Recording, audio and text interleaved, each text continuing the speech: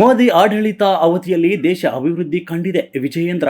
ಹೌದು, ಪ್ರಧಾನಿ ನರೇಂದ್ರ ಮೋದಿಯವರು ಮುಂದಿನ ಚುನಾವಣೆ ಚಿಂತೆ ಮಾಡದೆ ದೇಶದ ಭವಿಷ್ಯದ ಚಿಂತನೆ ಮಾಡ್ತಿದ್ದಾರೆ. ಒಂದು ದಿನ ರಜೆ ಇಲ್ಲದೆ ದಿನದ 24 ಗಂಟೆಗಳಲ್ಲಿ 4 ತಾಸು ವಿಶ್ರಾಂತಿ ತೆಗೆದುಕೊಂಡು ದೇಶಕ್ಕಾಗಿ ತಮ್ಮ ಜೀವ ಮುಡುಪಾಗಿಟ್ಟಿದ್ದಾರೆಂದು ಬಿಜೆಪಿ ರಾಜ್ಯಾಧ್ಯಕ್ಷ ಮತ್ತು ಶಿಕಾರಿಪುರ ಶಾಸಕ BY ವಿಜಯೇಂದ್ರ ಹೇಳಿದರು. ಬಲಪಡಿಸಬೇಕು ಅನ್ನೋ ಸಂಕಲ್ಪದ ನಾನು ಹೊರಟಿದ್ದೇನೆ.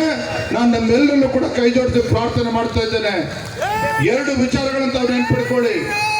ನಾಳೆ ನಾಡಿದ್ದು 2 ದಿನ ನಮಗೆ ಬಾಕಿ ಇರ್ತಕ್ಕಂಥದ್ದು. ಈಗಾಗಲೇ ತಾವೆಲ್ಲ ಶ್ರಮನ ಹಾಕ್ತಾ ಇದ್ದೀರಿ. ಇವತ್ತು ನಾಳೆ ನಾಡಿದ್ದು ನಮ್ಮ ಬೂತ್ಗಳಿಗೆ ತೆರಳಿ ಅಲ್ಲಿ ಕೇಂದ್ರ ಸರ್ಕಾರದ ಯೋಜನೆಗಳ ಫಲಾನುಭವಿಗಳೇನಿದ್ದಾರೆ, ಬೆನಿಫಿಷರೀಸ್, ಅವರ ಮನೆಗಳಿಗೆ ಭೇಟಿಯನ್ನು ಕೊಡಿ. ಇವತ್ತು ದೇಶದ ಭವಿಷ್ಯದ ದೃಷ್ಟಿಯಿಂದ ನರೇಂದ್ರ ಮೋದಿಜಿಯವರು ಮತ್ತೊಮ್ಮೆ ಪ್ರಧಾನಮಂತ್ರಿ ಆಗಬೇಕು. ಹಾಗಾಗಿ ಬಿಜೆಪಿ ಅಭ್ಯರ್ಥಿಯನ್ನು ಗೆಲ್ಲಿಸಬೇಕು ಅಂತೇಳಿ ಮನವಿಯನ್ನು ಮಾಡಿ. 2ನೇ ವಿಚಾರ, 7ನೇ ತಾರೀಕು ಮೇ 7 ಮೋದಿಜಿಗೆ ಸಾಥ್. ಪಟ್ಟಣದ ಕೋಟೆ ಮುಂಭಾಗದಲ್ಲಿ ಜೆಡಿಎಸ್ ಬಿಜೆಪಿ ಜಂಟಿಯಾಗಿ ಹಮ್ಮಿಕೊಂಡಿದ್ದ ಉತ್ತರ ಕನ್ನಡ ಲೋಕಸಭಾ ಕ್ಷೇತ್ರದ ಚುನಾವಣಾ ಪ್ರಚಾರ ಸಭೆಯಲ್ಲಿ ಭಾಗಿಯಾಗಿ ಮಾತನಾಡಿದ ಅವರು, ಒಬ್ಬ ಸಮರ್ಥ ಪ್ರಧಾನಿ ಇರುವ ಕಾರಣ ಕೋವಿಡ್ ಸಮಯದಲ್ಲಿ ಸಾಕಷ್ಟು ಸಾವು ನೋವುಗಳನ್ನು ತಪ್ಪಿಸಲಾಯಿತು.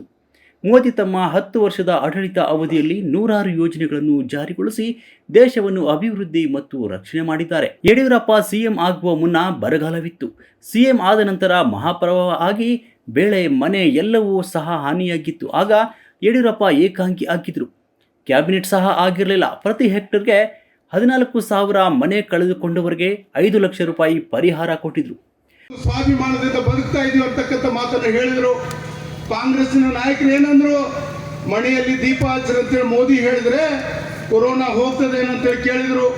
ಮನೆಯಲ್ಲಿ ಗಂಟೆ ಬಾರಿಸಿದರೆ ಕೊರೋನಾ ಹೋಗ್ತದೆ ಅಂತಕ್ಕಂಥ ಉಡಾಫೆ ಮಾತುಗಳನ್ನು ಕಾಂಗ್ರೆಸ್ ನಾಯಕರು ಹೇಳಿದರು.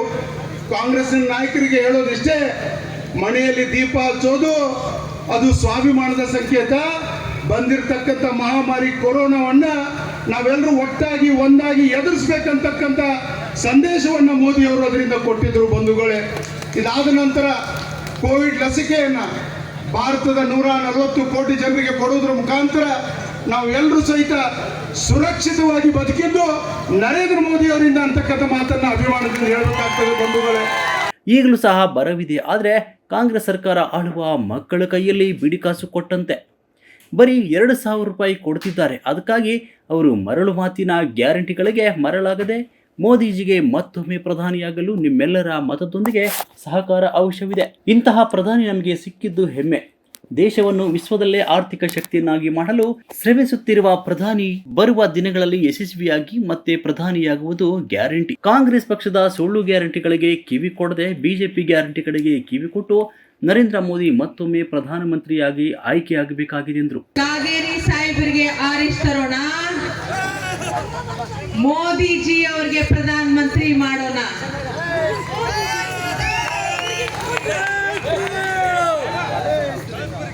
ನಿಮಗೆಲ್ಲರೂ ಒಂದೇ ಕೇಳ್ಕೊತೀನಿ, ದಯವಿಟ್ಟು ನೀವು ಎಲ್ಲರೂ ಪ್ರತಿಯೊಬ್ಬರು ಮನೆಗೆ ಇದು ನಿಮ್ಮದು ಒಂದು ಚುನಾವಣೆ ಅಂತ ತಿಳಿದುಕೊಂಡು ಎಲ್ಲರೂ ಬಿಜೆಪಿ ಮತಕ್ಕೆ ವೋಟ್ ಹಾಕಿಸ್ಬೇಕಂತ ವಿನಂತಿಸಿಕೊಳ್ತೇನೆ.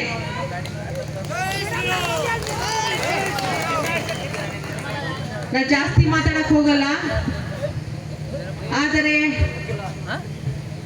ಬರುವ ಮೋದಿ ಸರ್ಕಾರವು ನಿಶ್ಚಿತ.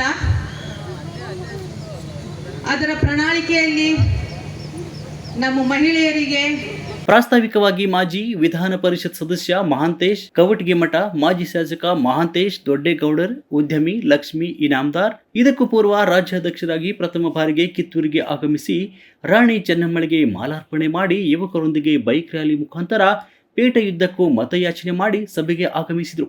ನಂತರ ವಿಜೇಂದ್ರನನ್ನು ಸತ್ಕರಿಸಲಾಯಿತು. ಸಹಸ್ರಾರು ಸಂಖ್ಯೆಯಲ್ಲಿ ಜನಸಾಗರ ಹರಿದು ಬಂದಿತ್ತು. ಈ ವೇಳೆ ಮಾಜಿ ಶಾಸಕರುಗಳು Suresh Marihal, VI Patil, Jagadish ಮೆಟ್ಟಗುಡ್ಡ, ಮುಖಂಡರುಗಳಾದ Shankar ಮಾಡಲ್ಗಿ, Vikram Inamdar, Subhash Patil, BC Patil, MY Somannavar, Srikara Kulkarni, Sandeep Deshpande, Basavaraj ಮಾತನವರ್ ಸಾರ್ವಜನಿಕರಿದ್ದರು. ಸ್ವಾಗತ ಬಸವರಾಜ್ ಪರವಣ್ಣನವರ್, ನಿರೂಪಣೆ ಶಿವಾನಂದ ಹನುಮಸಾಗರ್.